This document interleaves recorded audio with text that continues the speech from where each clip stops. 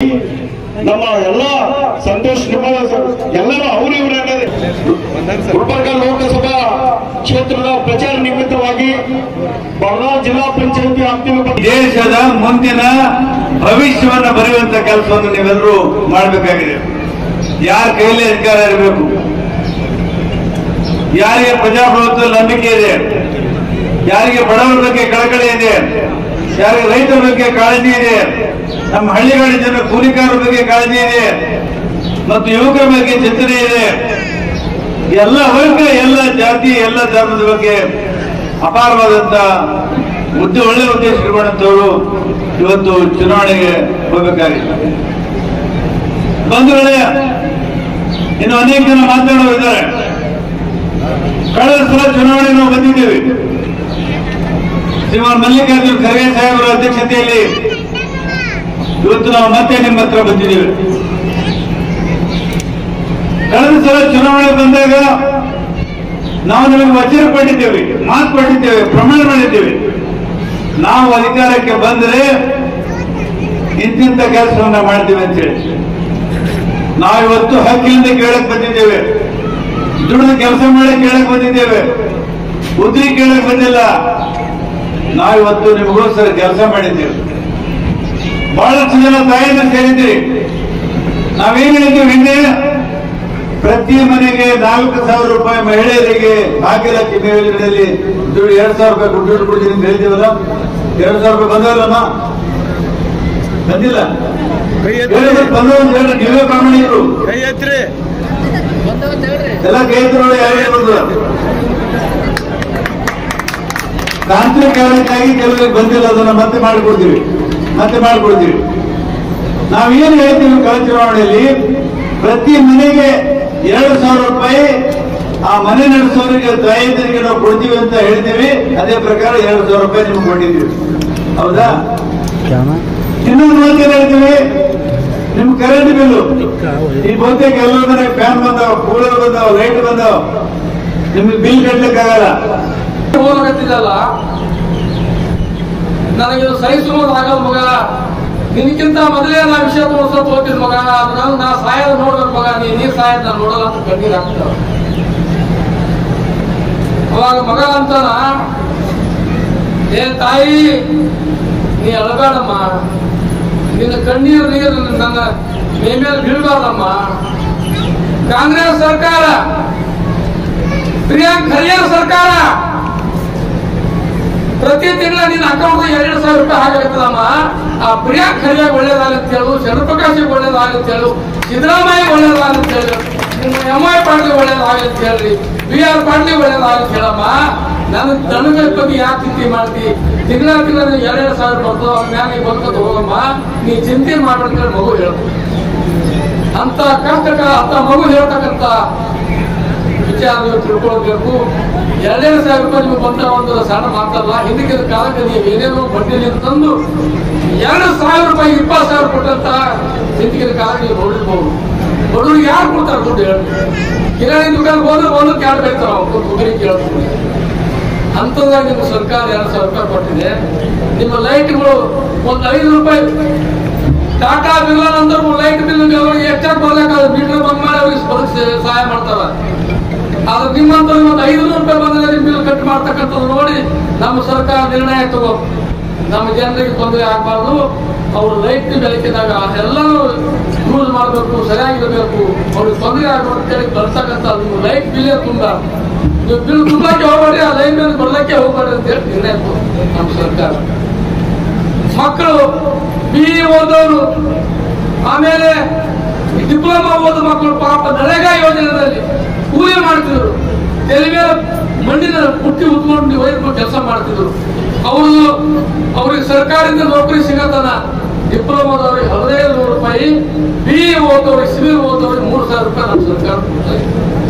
ಇನ್ನು 10 ಹಲವಾರು, ಈಗಾಗಲೇ BR ಪಾಟೀಲ್ ಬಗ್ಗೆ ಹೇಳಿದ್ದಾರೆ, ಇನ್ನು 10 ಹಲವಾರು ಯೋಜನೆಗಳು ನಮ್ಮ ಸರ್ಕಾರ ತಂದಿದೆ. ನಾನು ವಿಧಾನ ಪರಿಷತ್ ಸದಸ್ಯನ ಸಂದರ್ಭದಲ್ಲಿ ನನ್ನ ಪ್ರಿಯಾಂಕ್ ಖರ್ಗೆಜಿ ಅವರು, ರಾಧಾಕೃಷ್ಣನ್ ಅವರು, ಕಾಂಗ್ರೆಸ್ ಪಕ್ಷದ ಸರ್ಕಾರ, AICC ಅಧ್ಯಕ್ಷ ಮಲ್ಲಿಕಾರ್ಜುನ ಖರ್ಗೆ ಅವರು ನನಗೆ ವಿಧಾನ ಪರಿಷತ್ ಸದಸ್ಯರನ್ನಾಗಿ ಮಾಡಿದ್ರು. 75 ವರ್ಷದ ಕೋಲಿ ಸಮಾಜಕ್ಕೆ ಯಾವುದೇ ಅವಕಾಶ ಸಿಕ್ಕಿರಲಿಲ್ಲ. ಅದನ್ನು ಮನಗಂಡು ಎಲ್ಲಾ ಭಾಗದಲ್ಲಿ ಕೋಲಿ ಸಮಾಜ ಜನಾಂಗ ಹೆಚ್ಚಿಗಿದ್ದಾರೆ. ಅವ್ರ ಸಮಾಜವನ್ನು ಒಬ್ಬರು ವಿಧಾನಸೌಧ ಪ್ರವೇಶ ಮಾಡಬೇಕಲ್ಲ ಅಂತ ಹೇಳಿ ನನ್ನ ವಿಧಾನ ಪರಿಷತ್ ಸದಸ್ಯರಾಗಿ ಮಾಡುವಂತ ಕೆಲಸ ಕಾಂಗ್ರೆಸ್ ಸರ್ಕಾರ ಮಾಡಿದೆ. ನಮ್ಮ ರಾಧಾಕೃಷ್ಣ ಮಾಡಿದರೆ, ಪ್ರಿಯಾಂಕ್ ಖರ್ಗೆ ಮಾಡಿದೆ. ಶಿಕ್ಷಣಕ್ಕೆ ಅಡ್ಮಿಷನ್ಗೆ ಏನಾದರೂ ಸಹಾಯ ತಗೊಂಡು ಬಂದವರಿಗೆ ಬೆಂಗಳೂರಿನಿಂದ ಗುಲ್ಬರ್ಗವರೆಗೆ ಯಾರೇ ಬಂದರೂ ಕೂಡ ಗುಲ್ಬರ್ಗ ಇರಲಿ, ರಾಜ್ಯದಲ್ಲಿ ಎಲ್ಲೇ ಇರಲಿ, ಅಡ್ಮಿಷನ್ ಕೊಡಿಸಿದಲ್ಲಿ ಅವರಂತ ಸಹಾಯ ಮಾಡಿದವರು ನಾವು ಯಾರನ್ನು ನೋಡಿಲ್ಲ. ಆಸ್ಪತ್ರೆಯಲ್ಲಿ ತೊಂದರೆ ಇದೆ ನಮಗೆ ಹೇಳ್ಬೇಕಂತ ಬಂದದಲ್ಲಿ ಪಡೆದಿರ್ತಕ್ಕಂಥ ಸಹಾಯ ಸಾಕಷ್ಟು. ಅದೇ ರೀತಿ ಕೈ ಮುಚ್ಚಿ ಸಹಾಯ ಮಾಡಿರ್ತಕ್ಕಂಥದ್ದು ಸಾವಿರಾರಿದೆ. ಆದ್ರೂ ಕೂಡ ನಾನು ಮಾಡಿದ್ದೇನೆ ಅಂತಕ್ಕಂಥ ಒಂದು ದಿನನೂ ಕೂಡ ಅವರು ಹೇಳ್ತಕ್ಕಂಥ ವ್ಯಕ್ತಿ ಅವರಲ್ಲ. ಆದ್ರೂ ಕೂಡ ಈಗ ನನ್ನ ಸ್ನೇಹಿತರಾಗಿರ್ತಕ್ಕಂಥ ಸನ್ಮಾನ್ಯ ಶ್ರೀ ತಿಪ್ಪಣ್ಣಪ್ಪ ಕಮಕ್ನೂರ್ ಅವರು ಬಹಳ ಒಳ್ಳೆ ರೀತಿಯಲ್ಲಿ ಭಾಷಣದಲ್ಲಿ ತಮಗೆ ತಿಳಿಸಿದ್ದಾರೆ. ಅವರು ಹೇಳಿದ ವಿಚಾರ ನಾನು ಹೇಳಲಿಕ್ಕೆ ಬಯಸ್ತೇ ಇಲ್ಲ. ನಾನು ಇನ್ನೊಂದು ವಿಚಾರವನ್ನ ತಮ್ಮೆಲ್ಲರಿಗೂ ಹೇಳಲಿಕ್ಕೆ ಬಯಸ್ತೇನೆ. ಈ ರಾಜ್ಯದಲ್ಲಿ ಕಾಂಗ್ರೆಸ್ ಕೊಟ್ಟಿರ್ತಕ್ಕಂಥ ಕೊಡುಗೆ ಅದ್ಭುತ ಮತ್ತು ಅಪಾರ. ಸನ್ಮಾನ್ಯ ಸಿದ್ದರಾಮಯ್ಯನವರು 2013ರಿಂದ 2018ರವರೆಗೆ ಕೊಟ್ಟಿರ್ತಕ್ಕಂಥದ್ದು, ಕೇಂದ್ರ ಸರ್ಕಾರದಲ್ಲಿ ಮನಮೋಹನ್ ಸಿಂಗ್ ಅವರು ಇರುವಾಗ UPA 182ದಲ್ಲಿ ಕೊಟ್ಟಿರ್ತಕ್ಕಂಥದ್ದು, ಆಹಾರ ಭದ್ರತೆ ಕಾಯ್ದೆಯನ್ನು ತಂದು ಯಾರೂ ಈ ದೇಶದಲ್ಲಿ ಉಪವಾಸ ಬೀಳಬಾರದು ಅಂತ ಅಕ್ಕಿಯನ್ನು ಕೊಟ್ಟಕ್ಕಂಥ ಕಾರ್ಯಕ್ರಮ ತಂದದ್ದು ಕಾಂಗ್ರೆಸ್ ಪಕ್ಷ. ನಿಮ್ಮ ಮಕ್ಕಳಿಗೆಲ್ಲ ಒಳ್ಳೆ ರೀತಿಯಲ್ಲಿ ಎಜುಕೇಶನ್ ಸಿಗಲಿ, ಯಾರಿಗೂ ಅನ್ಯಾಯ ಆಗಬಾರದು, ಫ್ರೀ ಅಂಡ್ ಕಂಪಲ್ಸರಿ ಎಜುಕೇಶನ್ ಸಿಗಲಿ ಅಂತ ಕಾಯ್ದೆ ತಂದು ತಮ್ಮ ಮಕ್ಕಳಿಗೆ ತಂದಿದ್ದು ಕಾಂಗ್ರೆಸ್ ಪಕ್ಷ. ಪಾರದರ್ಶಕ ಆಡಳಿತ ದೇಶದಲ್ಲಿ ನಡಿಬೇಕು ಅಂತಕ್ಕಂಥ ಉದ್ದೇಶದಿಂದ ನಮಗೆ ಆರ್ಟಿ ಆಕ್ಟ್ ತಂತು, ಆದ್ರೂ ಕೂಡ ರೈಟ್ ಟು ಇನ್ಫಾರ್ಮೇಶನ್ ತಂತು, ಆದ್ರೂ ಕೂಡ ಕೆಲಸ ಮಾಡಿದ್ರು ತಂದಿದ್ದು ಕಾಂಗ್ರೆಸ್ ಪಕ್ಷ. ಇದೆಲ್ಲದನ್ನು ಮೀರಿ ನಾವಿಷ್ಟೆಲ್ಲ ಕೆಲಸ ಮಾಡಿದ್ದೇವೆ. ಪ್ರತಿಯೊಬ್ಬ ಕುಟುಂಬದಲ್ಲಿ ಬೆಳೀತಕ್ಕಂಥ ಮಗುವಿಗೆ ಅವನ ಭವಿಷ್ಯವನ್ನ ಉದ್ಧಾರ ಮಾಡಬೇಕು. ಅವನು ಎಲ್ಲಿ ಬೇರೆ ರಾಜ್ಯಗಳಲ್ಲಿ ಹೋಗಿ ಕೂಲಿ ಮಾಡಿ ಬದುಕಬಾರದು ಅಂತ ಒಂದು ಉದ್ದೇಶ ಇಟ್ಟುಕೊಂಡು ಕಲ್ಯಾಣ ಕರ್ನಾಟಕದ ಅಭಿವೃದ್ಧಿ ಆಗಲೇಬೇಕು ಅಂತ ಹೇಳಿ ಪ್ರಮಾಣ ಮಾಡಿ ನೀವೆಲ್ಲರೂ ಆಶೀರ್ವಾದ ಮಾಡಿ ಕಳಿಸಿದಾಗ ಸನ್ಮಾನ್ಯ ಖರ್ಗೆ ಸಾಹೇಬರಿಗೆ ಪಾರ್ಲಿಮೆಂಟ್ ಅಲ್ಲಿ ಅಬ್ಸಲ್ಯೂಟ್ ಮೆಜಾರಿಟಿ ಇರಲಿಲ್ಲ ಅಂದ್ರೆ ಕೈಕಾಲು ಬಿದ್ದು ಎಲ್ಲರಿಗೂ ನಿಮಗೆ 371J ಕಾಲಂ ಅನ್ನ ತಿದ್ದುಪಡಿ ತಂದುಕೊಟ್ರು. ತಂದಾದ್ಮೇಲೆ 1/1/2013ರಿಂದ ಇಲ್ಲಿವರೆಗೆ ನಾವೆಲ್ಲರೂ ವಿಚಾರ ಮಾಡಬೇಕು.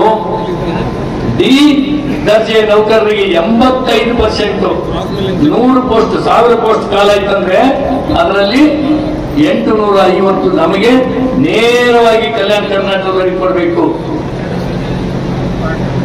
ಬಿ ಸಿ ಡಿಗೆ ಬಂದ್ರು ಕೂಡ 80% ನಮಗೆ ರಿಸರ್ವ್ ಮಾಡತಕ್ಕಂತ ಕಾನೂನನ್ನು ತಂದ್ರು.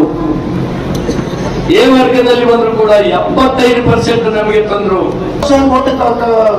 ಅನುದಾನ ತಂದು ಕೆಲಸ ಮಾಡ್ತಾರ. ಇಂಥ ಒಬ್ಬ ವ್ಯಕ್ತಿ ನೀವು ಸೋಲಿಸ್ತೀರಂದ್ರೆ ಇದು ನಮ್ ದುರಂತ.